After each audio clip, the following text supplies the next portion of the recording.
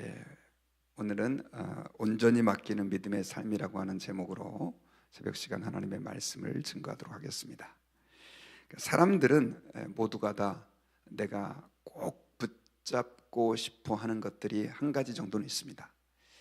내가 줄 수 있는 것들은 그냥 쉽게 줄 수 있는데 마지막 그 붙잡고 싶은 것을 요구했을 때는 보통 대부분의 사람들은 이걸 주저하거나 거절하게 됩니다. 그러니까 신앙생활도 마찬가지인데 내 마음 그리스도의 집이라고 하는 작은 소책자를 여러분들 혹시 읽어보셨는지 모르겠습니다. 제가 20대 초반에 제자훈련을 받으면서 이렇게 청년부에서 읽게 했던 책인데 참 기억이 많이 남습니다. 우리의 마음이 주님께서 거하시는 집인데 이걸 갖다가 실제로 집에 예수님이 들어와서 한 가지 한 가지 한 방 한 방씩을 이제 청소해가는 또 다스려가는 그 과정을 그렇게 묘사했던 책이에요.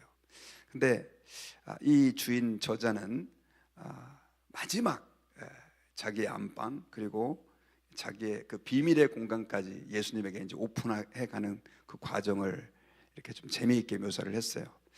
근데 얼마나 주저하고 힘들어하는지 그 고통들과 번민들 또 주님께 그걸 맡겼을 때 그 편안함들을 그 짧은 소책자에서 얘기를 하고 있어요.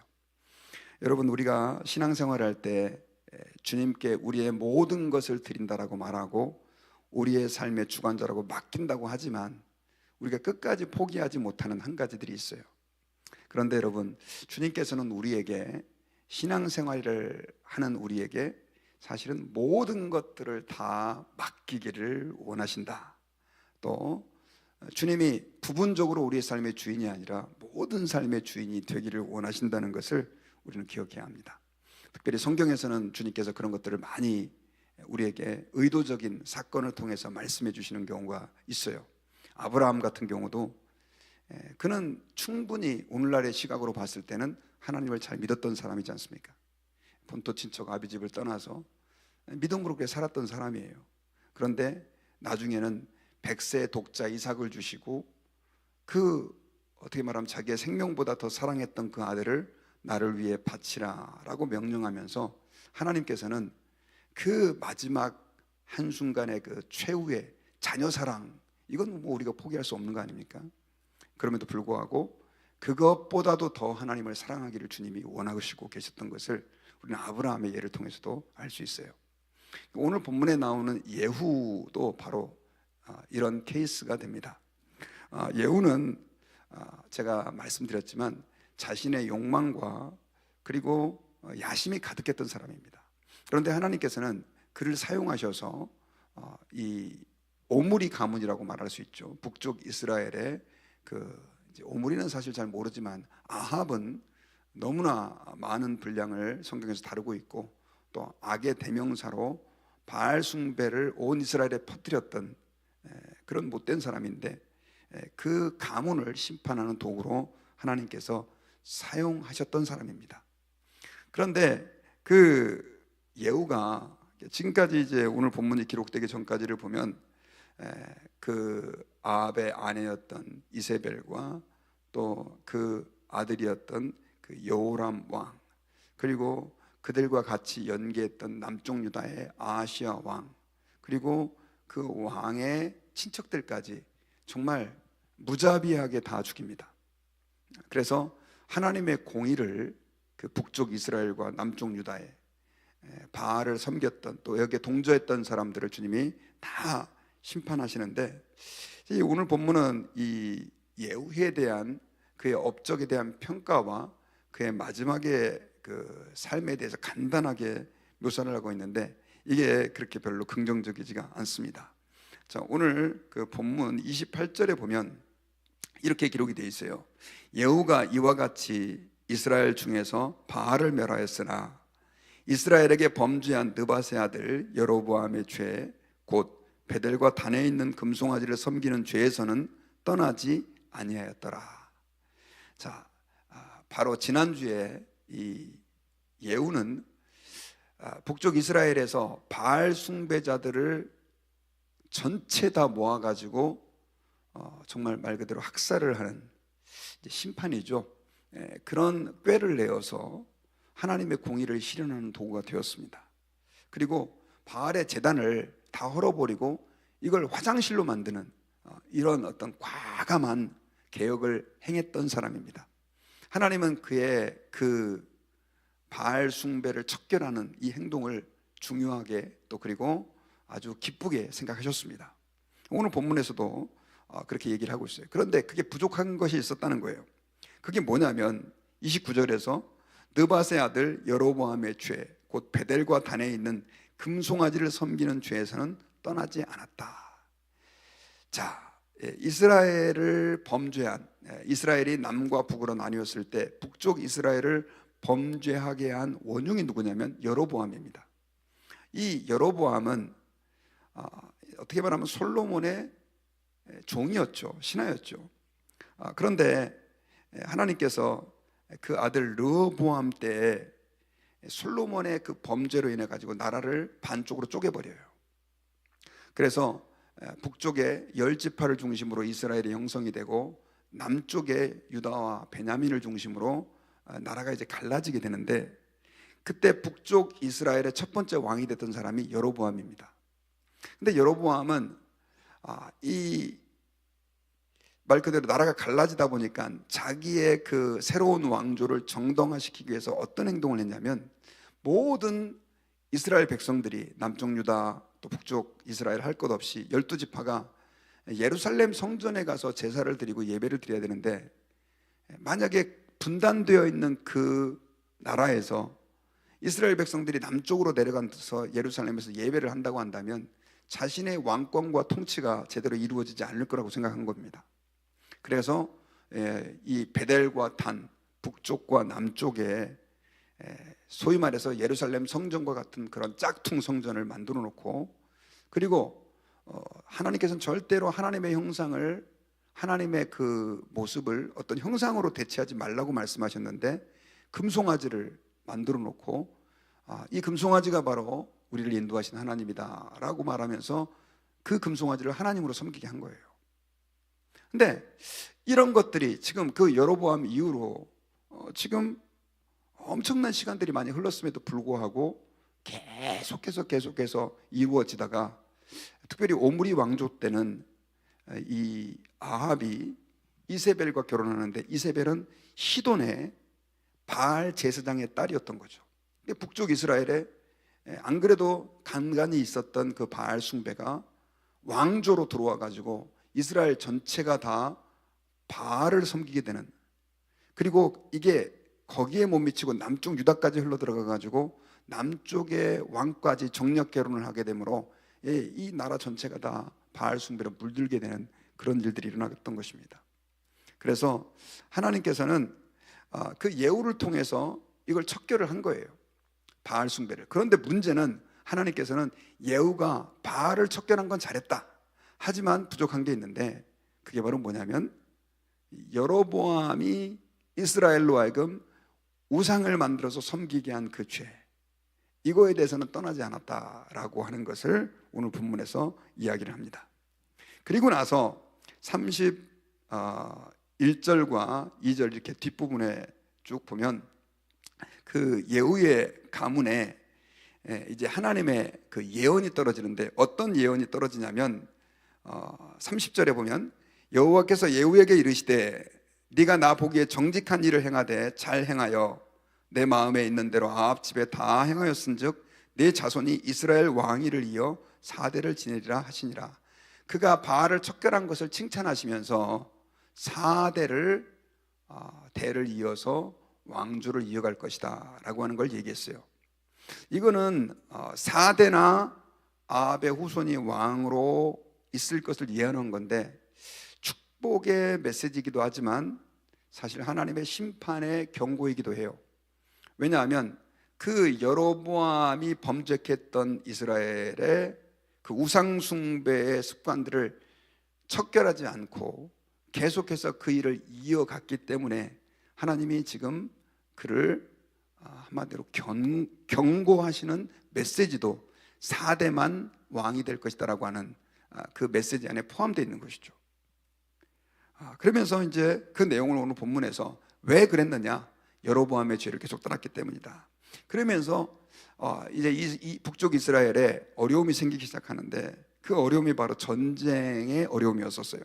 32절에 보면, 이때 여호와께서 이스라엘에서 땅을 잘라내기 시작하심에 하사엘이 이스라엘의 모든 영토에서 공격하되, 하사엘은 누구냐면 아람의 왕입니다. 아람은 북쪽 이스라엘의 국경지대에 접하고 있었던 땅이에요. 늘 국경지대에 있는 나라들이 갈등이 있지 않습니까? 마찬가지로 북쪽 이스라엘과 이 아람은 잦은 전쟁이 있었는데, 그럼에도 불구하고 이전까지는 전쟁이 있었지만 그렇게 큰 위기가 아니었어요. 왜냐하면 북쪽 이스라엘이 시돈, 이세벨의 고향이었던 시돈이라고 하는 나라와 쉽게 말하면 이렇게 조약을 맺고 있었고요, 이렇게 연합되어 있었고, 남쪽 유다와도 정략 결혼을 통해서 같이 연계가 되어 있었기 때문에 그 이스라엘 자체로는 국력이 약했지만 상당한 영향력을 그 지역에서 가지고 있었어요. 그러니 아람이 침공을 해도 큰 걱정이 없었어요. 그런데 예후가 이세벨을 죽였잖아요. 그러므로 인해 가지고 시돈과의 이 국가의 이 관계가 깨져버렸어요. 그리고 또 예후가 바알을 징벌한다고 하면서 남쪽의 왕이었던 아하시아 왕과 그 왕가의 가문에 속한 사람까지 다 죽여버리니까 결국 남쪽 유다와도 관계가 깨져버렸잖아요. 힘의 균형이 깨진 거죠. 그러면서 더더군다나 약해진 이 예후가 어떤 행동을 했냐면, 그 당시 새로운 신진 세력으로 떠오르고 있었던 그 아수르와 손을 잡게 된 겁니다. 근데 이 아수르는 아람과는 또 완전히 원수지간이었던 거죠. 그러니 이 아람이 이때다 싶어가지고 이스라엘을 계속해서 이제 공격을 해오는데, 오늘 본문에 보면 그 내용이 구체적으로 기록되어 있어요. 33절에 보면 요단 동쪽 길르앗 온 땅 곧 갓 사람과 루벤 사람과 므낫세 사람의 땅 아르논 골짜기에 있는 아로엘레부터 길르앗 바산까지 하였더라. 그러면서 이때를 계기로 요단강 동쪽에 있는 땅을 아람에게 빼앗겨 버립니다. 자, 그러면서 나중에는 이제 예후가 장사됐다라고 기록이 되어 있는데, 자, 여기서 우리가 오늘 굉장히 중요한 기도 제목 하나를 발견할 수 있어요. 그게 뭐냐면, 자, 예후는 오늘 성경에 보면 참 하나님 앞에 잘한 게 많습니다. 사실 우리가 자신의 그 야심에 의해서 예후가 여호람 왕을 죽이고 쿠데타를 일으킨 거죠. 자기가 왕좌에 올랐고, 그리고 이세벨도 죽이고 남쪽의 유다의 아하시아도 죽이고, 어떻든 하나님의 공의를 실현해서 이스라엘을 바알 숭배로부터 건져낸 사람이다라고 그렇게 여겨져요. 그러니까 이제 그런 자신의 야심에서 비롯된 것이라고 생각도 해요. 그러나 하나님께서는 예후에게 나름대로 그 하나님을 향한 그 마음을 주셨던 것 같아요.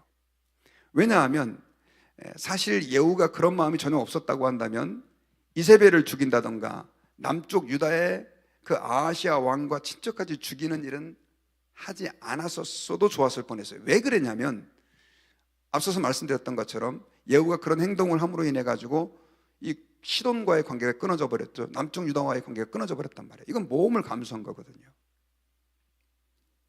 그럼에도 불구하고 하나님께서는 그 예후에게, 어떻게 말하면 그렇게 믿음이 좋지도 않았던 사람입니다, 더 많은 걸 요구하는 거예요. 처음 이스라엘 그 여로보암이 범죄했던 그 죄로부터 너는 왜 떠나게 하지 않느냐. 자, 이게 여러분 왜 우리의 기도 제목이 되어야 되냐면요, 신앙생활 하면서 저 자신도 그런 것 같아요. 처음에는 주님께서 나를 선택하셔서 예수님의 십자가의 보혈로 구원해 주신 것만 해도 감사합니다, 이런 생각을 가지고 아무리 내가 주님 앞에 열심으로 충성을 다해도 저는 무익한 종입니다, 늘 이런 생각을 하게 되는데요, 이게 1년이 가고 5년이 가고 10년이 가다 보면 내가 하나님 앞에 무엇이 부족한지에 대해서는 잘 보지 못하고, 하나님, 내가 그래도 이렇게 하나님 앞에 했는데요 하면서 거기에 내 시선이 집중되고, 내가 하나님 앞에서 회개해야 될 것들, 잘못 생각하고 있는 것들, 또 하나님 앞에 부족한 부분들은 그냥 얼버무리면서 신앙생활하는 경우가 많다는 거죠. 마치 예후가 하나님, 내가 이렇게 많은 일들을 했는데요, 지금 그 이세벨도 죽이고 그 남쪽의 아하시아까지 죽이고 이것도 힘든 겁니다. 그 요람 가문을 내가 다 지금 척결하느라고 얼마나 힘들었는지 몰라요. 충분히 다른 왕들이 하지 못했던 일들을 한 거예요. 제가 볼 때는 정말 훌륭한 일을 했습니다. 하나님이 보실 때도 잘했다고 인정했잖아요. 그런데 하나님은 거기에서 그가 멈추는 걸 원하지 않았던 거죠. 조금 더 나아가서 그 금송아지까지 없앴다고 한다면, 그리고 이스라엘 백성들로 하여금 여호와의 신앙으로 돌아가게 했으면 참 좋았을 텐데 그러지 못했다는 것을 오늘 성경에서는 계속 안타깝게 표현을 하고 있습니다. 근데 여러분, 사실 예후가 그 여로보암이 금송아지를 만들어 섬기게 했던 것까지 돌아가는 건 사실 거의 불가능한 일이에요. 왜냐하면 여로보암이 왜 금송아지를 만들어 놓고 이스라엘 백성들로 하여금 섬기게 했냐? 자신의 왕권이 흔들리는 거예요. 그들이 계속해서 남쪽 예루살렘에 가서 예배한다고 생각해 보십시오.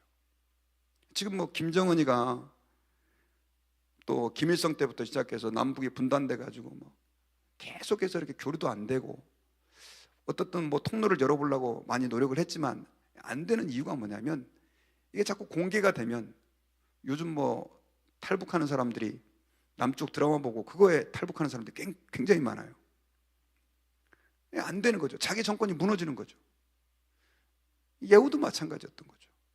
예후가 정말 하나님을 신실하게 믿었다고 한다면 나를 왕으로 세운 분도 하나님이었고 지켜주시는 분도 하나님이라고 하는 믿음을 가지고 했을 텐데 여기까지는 안 된 겁니다. 그런데 하나님은 그것마저도 원하셨던 거죠. 여러분, 우리가 신앙생활할 때요, 아까 제가 잠깐 말씀드렸던 것처럼 우리가 주님 앞에서 하나님의 은혜로 무언가를 지금까지 할 수 있었던 거 엄청난 은혜입니다. 그리고 하나님 아버지 앞에 그거에 대해서 우리가 감사해야 됩니다. 그런데 우리에게는 여전히 부족한 부분들이 있어요. 저 자신도 마찬가지고요. 여러분들도 아마 마찬가지일 겁니다. 우리가 이 땅을 살아가면서 완벽한 사람으로 설 수는 없어요. 그러나 하나님께서는요, 아까 제가 서두에 말씀드린 것처럼 아브라함이 그 이삭을 바치기 전까지 나름대로 훌륭한 믿음이었다니까요. 그럼에도 불구하고 그 아브라함에게 100세에 얻은 독자 이삭을 바치는 순종을 요구하신 분이 하나님이세요. 왜냐하면 우리를 괴롭게 하기 위해서가 아니라 우리가 전적으로 하나님 앞에 주님을 더 순종하고 따르고 우리의 마음이 세상과 갈라지지 않을 때 결국 우리가 복이 되기 때문에 그런 것입니다.